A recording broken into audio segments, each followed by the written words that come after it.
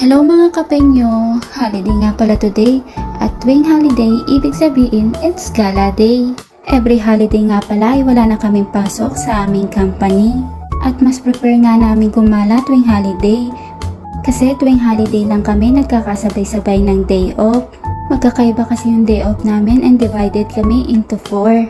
Kaya naman tuwing holiday na lang kami umaasang gumala sabay-sabay. At ito nga't paalis na ako papunta dun sa mga kasamahan ko.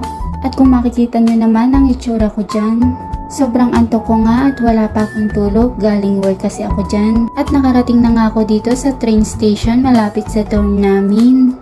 Dito ko na sila aantayin kaysa naman pumunta pa ako sa dormitory.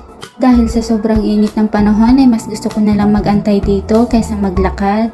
At baka nga pag naglakad pa ako ay bago kami makaalis ay mukha na akong bilis ang isda.